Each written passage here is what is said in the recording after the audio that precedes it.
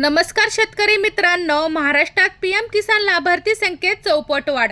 20वा हप्ता लवकरच. आतापर्यंत शेतकऱ्यांच्या खात्यात 37,000 कोटी रुपये.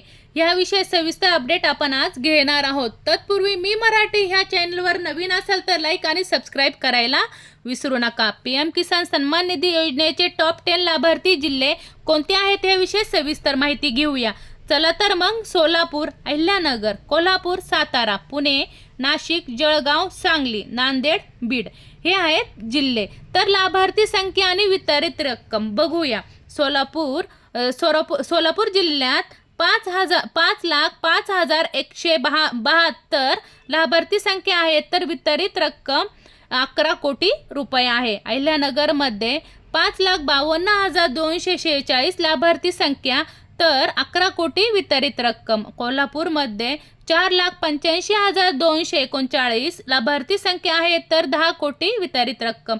सातारा 4,53,007 लाभार्थी संख्या आहे, तर वितरित रक्कम 99 कोटी आहे. पुणे 4,46,545 लाभार्थी संख्या आहे, तर 94 कोटी वितरित रक्कम आहे. नाशिक जिल्ह्यात 4,42,606 लाभार्थी संख्या आहे, तर वितरित रक्कम 94 कोटी आहे.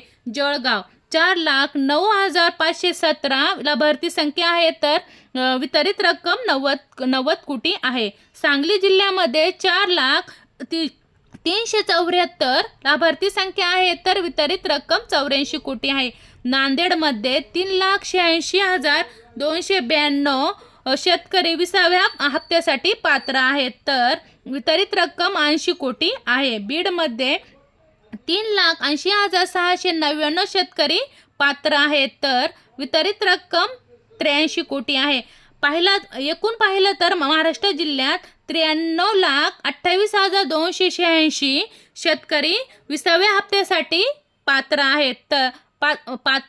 आहेत.